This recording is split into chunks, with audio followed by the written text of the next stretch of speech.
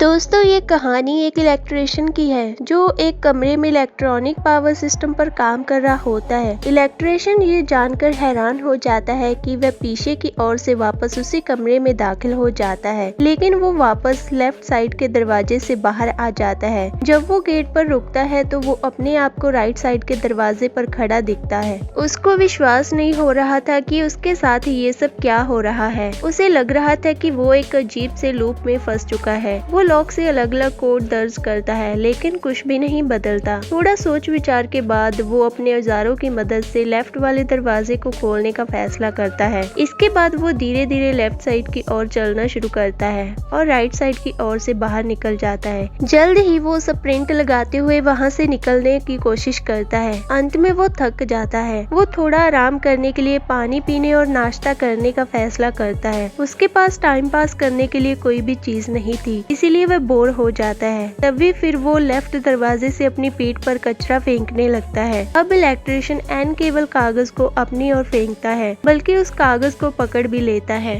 फिर वो जमीन पर रेंगने लगता है ताकि वो किसी न किसी तरह से अपने पैरों को पकड़ सके, लेकिन उसका ये आइडिया भी फ्लॉप हो जाता है। हताशा होकर वो फिर से अलग अलग कोड दर्ज करने की कोशिश करता है, लेकिन कुछ नहीं बदलता और अजीब सी हरकतें करना शुरू कर देता है। वो जमीन पर लेट जाता है। वो हथौड़ा, ड्रिल मशीन और मेजरिंग टेप जैसी चीजों का उपयोग करने लगता है। इलेक्ट्रिशियन मेजरिंग टेप से स्कीपिंग रोप बना लेता है, जिसके कारण वो टूट जाती है। तभी इलेक्ट्रिशियन देखता है कि दोनों तरफ के दरवाजे बंद हो चुके हैं। वो फिर से इलेक्ट्रॉनिक लॉक में कुछ ठीक करता है। अचानक राइट साइड का दरवाजा खुलता है और कमरे में एक रहस्यमय बॉल दिखाई देती है, लेकिन इससे पहले कि वह ये चीज नोटिस करता, बॉल कमरे से गायब हो जाती है। उसके बाद कमरे के बीचों बीच एक रोशनी दिखाई देती है। इलेक्ट्रिशियन को झटका देने के बाद वो रोशनी भी अचानक से गायब हो जाती है। तभी अचानक राइट साइड के दरवाजे से डॉक्टर्स का ग्रुप कमरे के अंदर आ जाता है और उनके पास एक स्ट्रेचर था जिस पर एक ब्लैक लेडी बैठी हुई थी। तभी इलेक्ट्रिशियन उनका पीछा करता है, लेकिन वो वापस इसी कमरे में आकर फंस जाता है। इस चीज से तंग आकर वह चीखना चिल्लाना शुरू कर देता है और अंत में वो फर्श पर ही सो जाता है। अचानक से कमरे में अंधेरा छा जाता है और वहाँ एक चमकती हुई बॉल दिखाई देती है और उसके नीचे एक आदमी की बजाय एक छोटा बच्चा दिखाई देता है। इलेक्ट्रिशियन जाग जाता है और मेडिटेशन करने का फैसला करता है। इसके बाद वो फिर से इलेक्ट्रॉनिक लॉक में छेड़खानी करता है और अचानक से स्क्रीन में कुछ अजीब सी गड़बड़ हो जाती है और तभी वो होता है जिसकी किसी को उम्मीद नहीं होती। राइट साइड के दरवाजे से एक और इलेक्ट्रिशियन अंदर आ जाता है जो कि बिल्कुल उसका हमशक्ल था। दोनों इलेक्ट्रिशियन एक दूसरे को देखकर हैरान रह जाते हैं और तभी जो इलेक्ट्रिशियन अंदर आया था वो वहां से भागने की कोशिश करता है, लेकिन उसकी ये कोशिश नाकामयाब रहती है।